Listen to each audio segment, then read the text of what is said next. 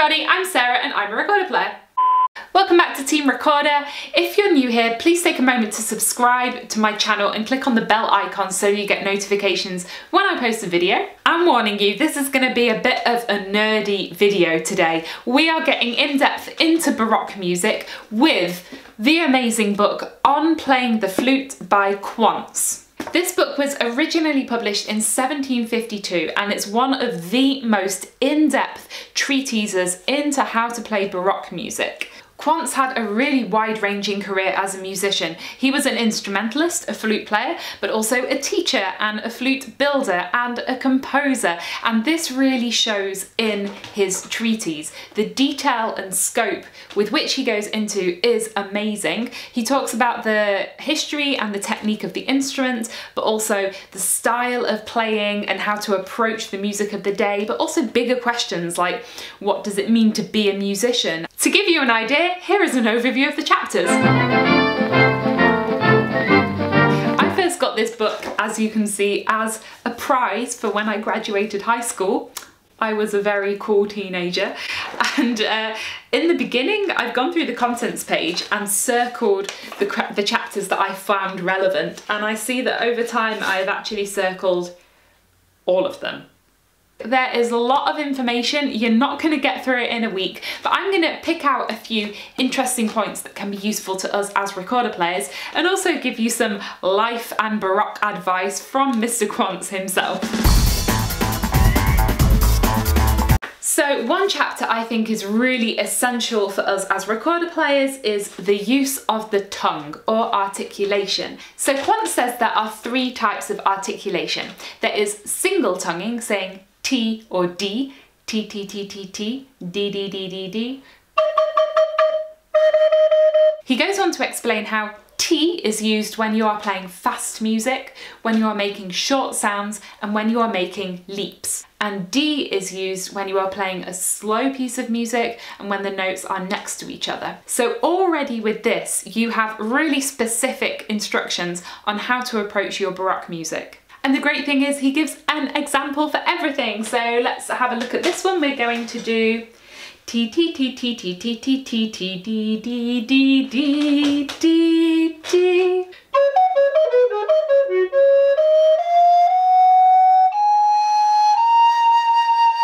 The second type of articulation he gives is tiri, tiri.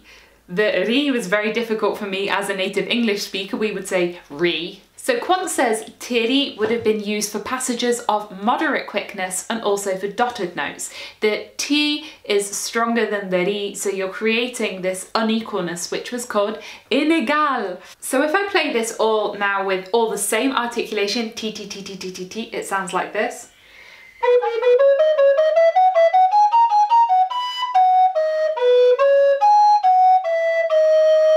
And now with the articulation that Quantz describes.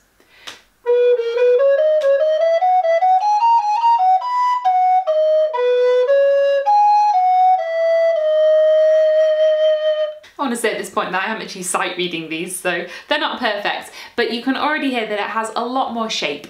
And then, for very quick passages, Quantz actually describes double tonguing with diddle. Today, we often do double tonguing with digga digga digga digga digga, but Quantz actually gave diddle diddle diddle diddle diddle.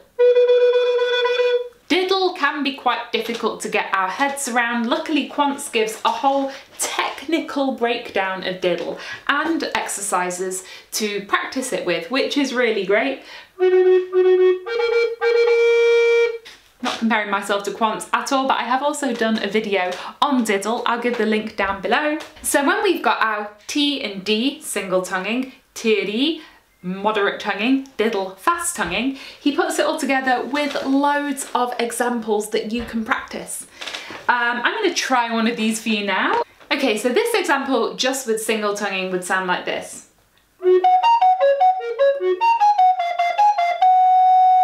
And then with dee to tiddle diddle diddle dee to tiddle dee to tiddle dee. So with this material, we can begin to speak the language of Baroque music. You can follow these rules, apply them to the pieces you're playing, and this is going to make a huge difference for actually approaching playing these pieces authentically. That was a long sentence. The next chapter that I found really useful when first getting into Baroque music was chapter 9, Shakes or Trills. If an instrumentalist were to possess all the skill required by good taste in performance and yet could not strike good shakes, his total art would be incomplete. No pressure then. Trills, shakes are really important ornaments in Baroque music, and Quantz details exactly where they should be played, when they should be played, how long they should be. I can't go into all of it here, but he says really wise things such as the speed of your trill or shake should depend on the music. The goal isn't to go as fast as possible. That's actually a little bit gaudy. He goes on to explain how a shake isn't only but begins with an appoggiatura and ends with a termination. So then we have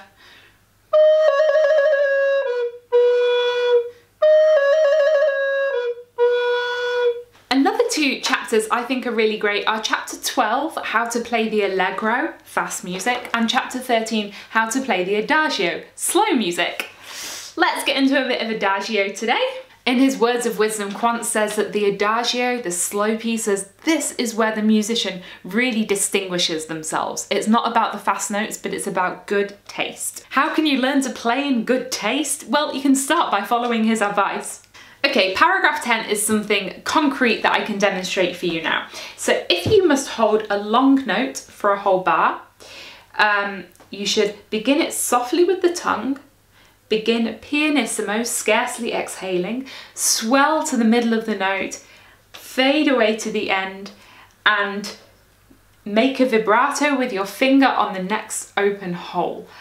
And the Italians call all of this a messa di voce. Let's see if I can demonstrate one of these for you now. So instead of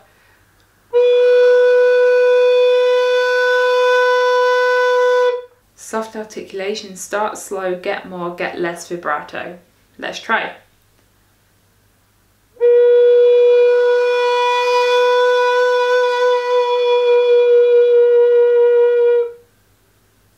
Again, I'm not saying my example is perfect, but it's really interesting to hear what an effect these instructions make. And also super handy, he gives tables of examples of an adagio, how to play them with and without extensive ornaments. For example,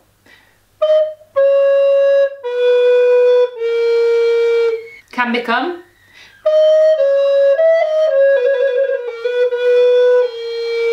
or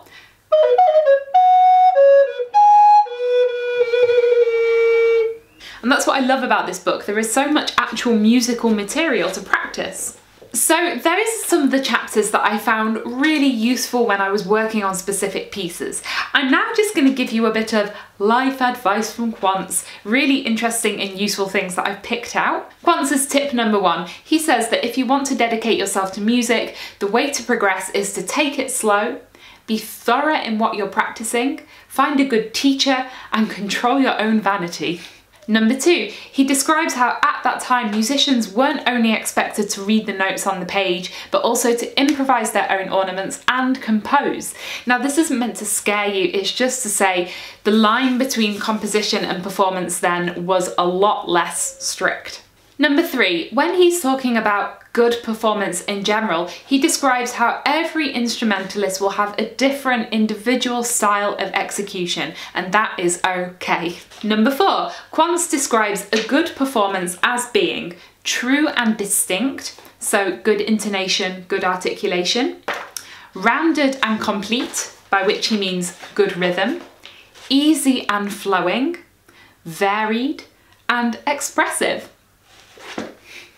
Go on then, let's do it like that. Number 5, if you're playing a fast passage and it's sounding messy and hurried, he says it's often not your fingers, but it's your tongue that is causing the problem. So pay attention to your tongue. Number 6, when playing a fast passage, don't start off way too fast and then have to slow down later when it gets difficult. Quantz says the tempo must be set in accordance with the most difficult passage work. So play the hard bit first, figure out how fast you can play that, and that sets your tempo for the rest of the piece.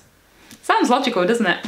Number 7, if you're playing in a duet or a trio, it can be really useful to play all of the parts so that you know the music inside out.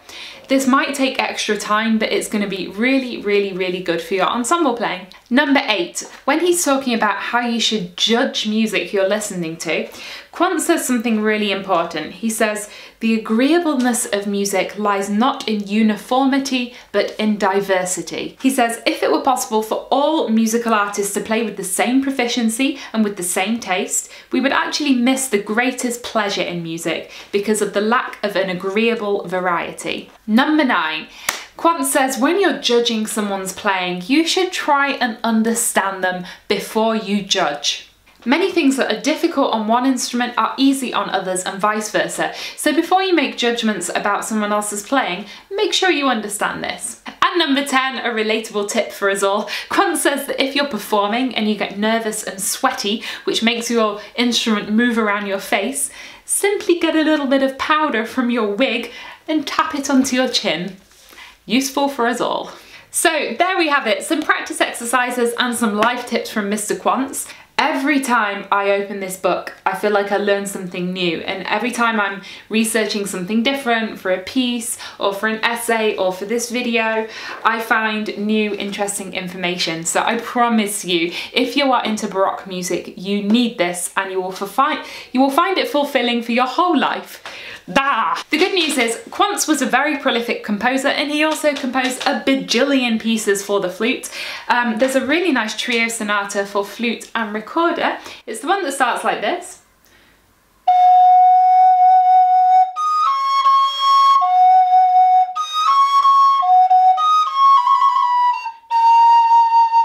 And the second movement.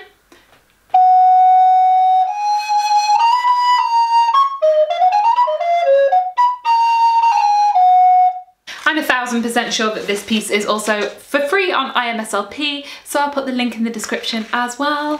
So this was my attempt at an introduction to Quantz on playing the flute. It was a bit like trying to introduce an encyclopedia, but I hope I've given you an idea of what there is in here. So that's it. As always, you can subscribe to my channel by clicking on my face down here in the corner.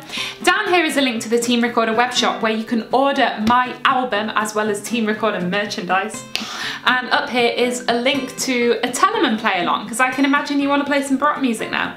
Thanks for listening and have a great day. Bye!